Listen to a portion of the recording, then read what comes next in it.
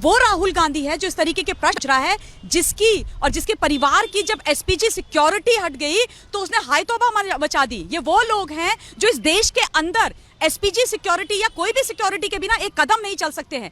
ये देश के जवानों पर प्रश्न चिन्ह लगाएंगे, ये भारत सरकार से चीजें पूछते हैं। शर्म नहीं आती है इनको पता क्या है जितेंद्र कि देश की सुरक्षा करना क्या होता है। इनके लिए भारतवर्ष सिर्फ और सिर्फ एक धरती का टुकड़ा है। इनको ये नहीं लगता कि ये इनकी मां है।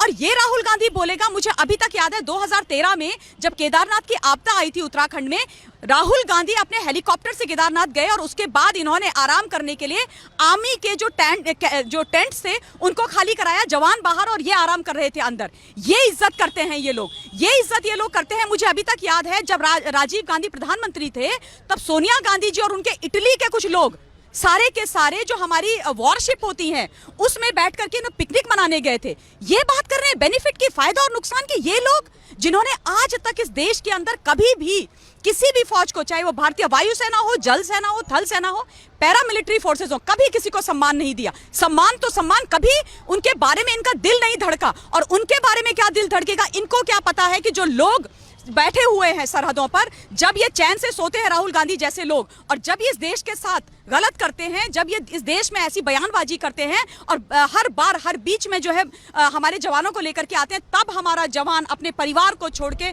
अपने सुख चैन को छोड़ के, अपनी छुट्टियों को छोड़ के, अपना भोजन छोड़ के एक्सट्रीम कंडीशंस में वहां पे खड़ा रहता है। उसको नहीं पता होता कि कौन से दुश्मन की गोली, कौन से आतंकवादी की गोली आकर के उसको मार देगी, और कब उसकी पत्नी बेवा हो जाएगी, कब उसकी मां की कोख सूनी हो जाएगी, कब बच्चे जो हैं अपने पिता के विहीन हो जाएंगे। इनको क्या फर्क पड़ता है, इन्होंने किया क्या है देश के लिए, आज तक इन्होंने किया क्या है। ये वो लोग हैं, मैं आपको बता देती हूँ, ये वो लोग हैं जिन्होंने औरत 1 रैंक 1 पेंशन की बात करी। सिर्फ हर बारी हर बजट में ये लेकर के आते थे और 40 वर्षों से औरत का ये मुद्दा उठाते रहे। उसके बाद इन्होंने 2014 में सिर्फ और सिर्फ चुनावी मुद्दे इसको बनाने के लिए 500 करोड़ दे दिए, 500 करोड़ दे दिए। और उसके बाद जब एनडीए की सरकार आई, माननीय मोदी जी की सरकार आई, 35 से 40 हजार करोड़, जितेंद्र 35 से 40 हजार करोड़ अब तक डिस्पर्स हो चुका है।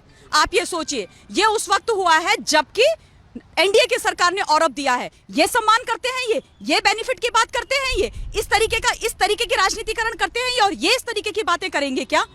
ये है इनका सच्चाई। जो अब ये राजनीति का जो स्तर हो चुका है, आप देखिए लगातार सेना के ऊपर सवालिया निशान खड़े किए जाते हैं और राजनीति सेना से करी जाती है। राहुल गांधी जी श्रद्धांजलि दे रहे थे, हमने कहा ठीक है, अच्छी बात है, श्रद्धांजलि आपने दी, मगर ये सवालिया निशान खड़े करना और श्रद्धांजलि पर राजनीति करना क्या ठीक है जो हो रहा है आज की राजनीतिक स्तर पे?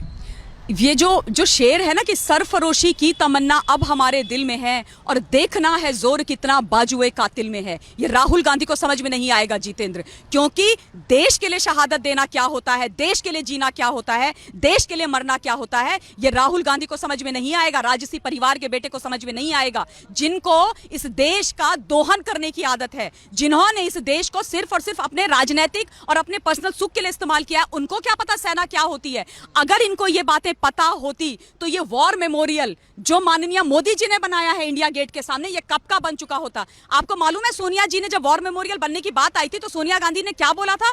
उन्होंने बोला कि वॉर मेमोरियल यहां पर नहीं बन सकता क्योंकि उससे इंडिया गेट की सुंदरता खराब हो जाएगी। आप सोच सकते हो 1947 से जो वीर जवान इस देश के लिए मरते आए हैं आज तक, उनके लिए कोई स्थान कांग्रेस पार्टी नहीं दे सकी, एक स्थान चिन्हित नहीं कर सकी कि वहां पर उनके परिवार वाले आके देख सके कि ये मेरे घर वाले का नाम है। ये है कांग्रेस पार्टी, ये है कांग्रेस पार्टी की सच्चाई।